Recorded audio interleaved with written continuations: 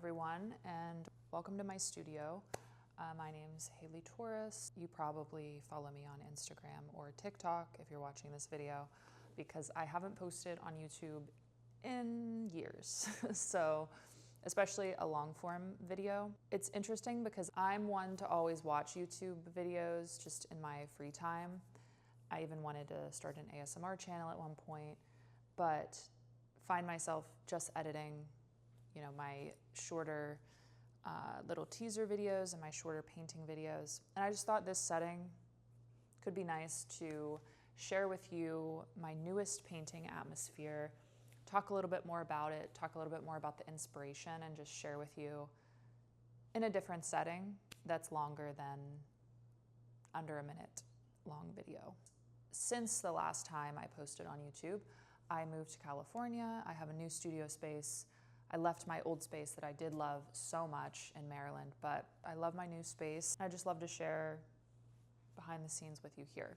So if you're not familiar with the inspiration for this painting, or you haven't read the book Atmosphere by Taylor Jenkins Reid, please do that, because then it would give this painting a little bit more context for you, even though I think the painting stands for something more. The painting stands for a greater idea of just melting into a moment with somebody, falling in love with someone, and truly just experiencing that connection from above whatever you're experiencing on like the surface level plane. And yeah, just connecting, entering, like we're all of the cosmos, we are all of stardust. Believe what you may about religion or science, but I believe we're all made from the same matter and are derived from something much greater than ourselves. And to dive a little bit more into that spiritual part of intimacy, not just painting. I love painting very intimate paintings of women, as you've probably seen, but this one was really fun to kind of get that surreal element, to add the actual planet Earth above them, and to transcend the overall message of the piece itself. So this one, like I said, is inspired by Atmosphere by Taylor Jenkins Reid. And if you aren't familiar with her work, I also painted, this is my new, I purchased the new version of this book because I loved the cover and the little detailing on the pages of the book. But Seven Husbands of Evelyn Hugo, I painted Maroon, which I'll show you a clip of. This painting was inspired by this book back in 2021 originally, and then I painted Maroon in 2022. It was November 2023, actually. The years are blending together for me. But so let's talk about the inspiration behind my compositional choices, my character choices, and sort of the reasoning behind some of the choices with how I portrayed each of them. And again, the point of this piece was not to, it's hard with novels and books because everyone has their own interpretation in their head, unless we have like a film that features characters and gives you an idea, and all we have is that description that the author gives us. So I'm aware of that, and I'm aware everyone's gonna have their interpretation. Some people aren't gonna like how I painted them, and that's completely okay. There's so many other interpretations, but for me, what I went with was the overall idea was centered around, I'll show you this page in the book. I'm just gonna read it to you. So it's on page 90. And it's when Joan and Vanessa are looking at the stars. And Vanessa is asking her what made her fall in love with astronomy. Joan nodded. That's what's made me fall in love with astronomy as a kid. That the night sky is a map, and once you know how to read it, we will always be there. You'll never be lost. Vanessa smiled at her, and it made something in Joan want to keep talking. I've always felt like when I look at the stars, I am reminded that I am never alone, she said. Really, Vanessa said. How? Well, we are the stars, Joan said, and the stars are us. Every atom in our bodies was once out there, was once a part of them. To look at the night sky is to look at parts of who you once were, who you may one day be. As she said it, Joan could tell how lonely it must sound, to find companionship with the stars, but what she meant was bigger than that. That was the passage that for me stood out amongst the main idea of the entire book, with this being a love story, is just we are all made of the same atoms. You know, believe what you may, religion, science, spirituality.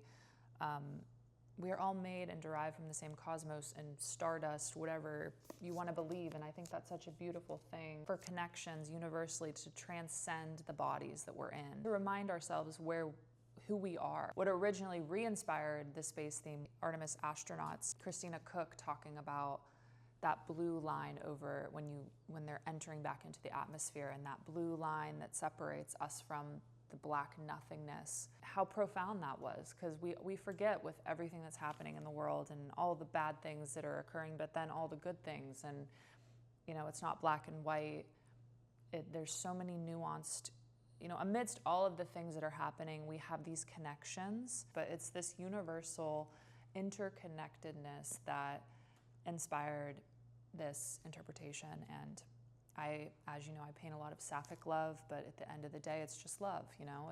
We're all out here having connections, falling in love, and it's beautiful. And I think that's for Pride Month, that's just, you know, the overall idea. I think it's very beautiful to look at that as the broader theme of this work. That's sort of at the base of all of my work too, is really painting painting people that feel like you're looking into their relationship or looking into their connection, but not in an invasive way, in a way that's saying this is a safe space and this is us and this is who we are.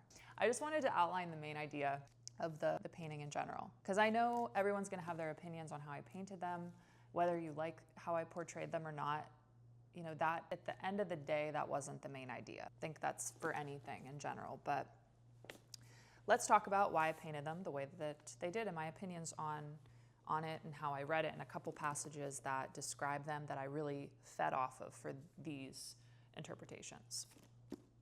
So to start, for the bodies, I actually took photos of two beautiful friends of mine, two lovely friends that are very much in love and inspired me to, you know, use kind of their likeness in a way that I altered their faces slightly to go with the main character idea for this piece. And I used their, you know, the embrace that they had, and I think that was such a genuine pose, and you can feel the love and the safety in the original reference. And that's really important for me to keep that alive in my work, because I want to be really authentic with me getting the references and taking photos and connecting with people and creating art with them. And they helped me, my two friends, Isabella and Caroline, they helped me with that. And I'm so grateful for them, because I couldn't have created this without them and them helping me visualize it. With that being said, I wanted to talk about my idea of what they looked like. So for me, the cover is very much Vanessa. And that might be not your opinion, because I know a lot of people think this is Joan, but I don't know. When I look at it, I think, and I know that Vanessa's the one up there, and Joan is the one, obviously, that is not left Earth. But for me, this is Vanessa. I don't know, I can't explain it. So I went with this is Vanessa, because she has dark curly hair, almost borderline black, and she wears aviators a lot. And I know there's a passage that talks about Joan wearing aviators and kind of describes it just like this, but I think that was like, I don't even think Taylor Jenkins Reid confirms who's on the cover, because, you know, have your own interpretation. But for me, it's Vanessa. And I will explain to you why. This also doesn't give, what's it called? There's another. Doesn't give Ingrid Bergman, which is how Vanessa described Joan, and I went with that as my main descriptor for Joan, because she's very ambiguous and she's a little bit more nuanced in her description. So yeah. So here's where I pulled from Vanessa's looks. So on page 35, Vanessa and Joan are talking, and Joan is thinking about Vanessa, and here's the passage. Joan looked at Vanessa and tried not to stare. Vanessa's eyes were light golden brown, almost amber. Her hair was a dark shade of brown. It was verging on black, and there was so much of it, the curls taking up so much space. It is nice to formally meet you, Vanessa said. Vanessa seemed more stoic than Donna, less high-strung than Lydia. Joan started to wonder what she must seem like to Vanessa, bookish. No one has really introduced themselves to me, but you all seem to know each other already. And they kind of keep talking. There's another part. Oh, here we go.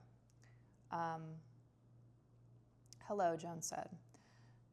She speared a piece of romaine on her fork. It was disarming, a little confusing maybe, to think of Vanessa as in want of company. She was the sort of woman who seemed like she could have any friend she wanted. Didn't the world revolve around women like her?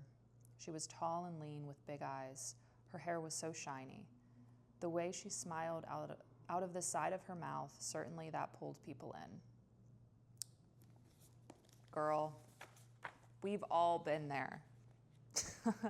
We have all been there before. That is like picturesque sapphic love, just Orbiter by Noah Kahn, just like imagining seeing the woman of your dreams.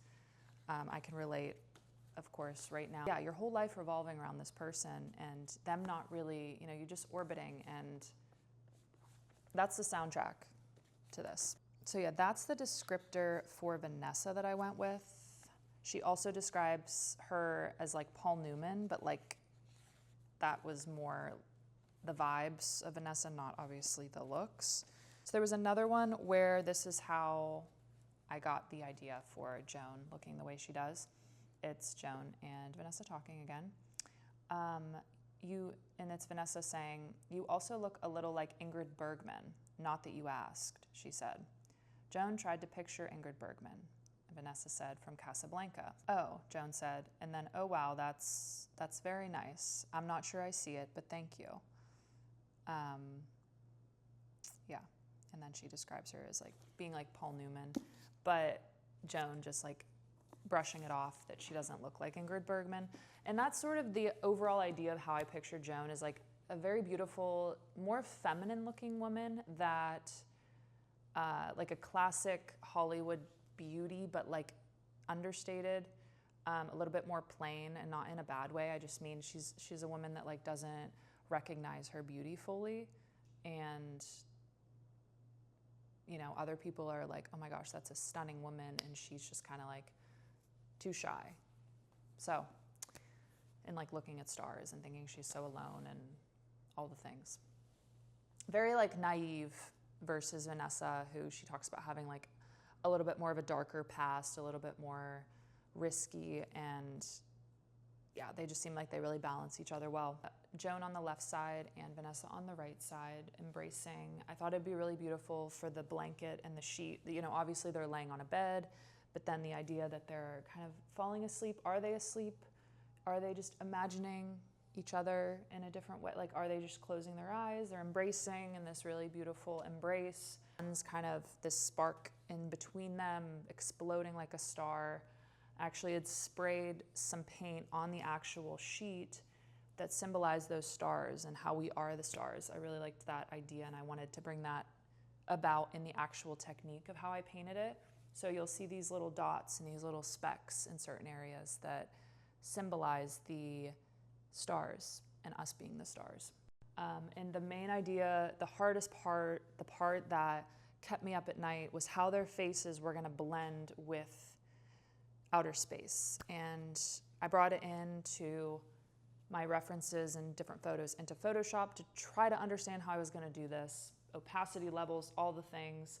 And I finally settled on this. It wasn't an actual composite. I'll have the composite image, and then I'll kind of work off that and try to understand it with paint. And that's what I decided on. That is my atmosphere painting. That is a bit of my process and how I tried to understand it. But overall, this was really fun to paint. It's actually on a wood board, which is different for me. It's like very smooth, and I usually paint on canvas directly. But for this one, I went with the wood panel. To be honest, I just saw at my local art store, there was this panel, and I was drawn to it, and I grabbed it and I gessoed it, and that's how I decided on this particular. I had like a size in mind and I went for a canvas, but I ended up grabbing a panel just to try it out. I really like working on panel. However, canvas is number one for me. I love working on a canvas. So thank you so much for watching my YouTube video. Please like this video, comment. I'm not sure how else to like share it, I guess. If you liked, just let me know if you liked this longer form content, because honestly, I really do enjoy filming myself. I used to want to be a YouTuber when I graduated college 8 years ago, and yeah, I just really like to film myself and to share with you and to document and to look back and be like, oh my God, I painted that 5 years ago, 10 years ago, and just have footage of that. Let me know your thoughts. I do have the pre-sale for the prints happening right now. The original is available at this particular moment. So if you're interested in that, email me at inquiries@haleytorres.com. Let me know what you think. I hope you love this painting.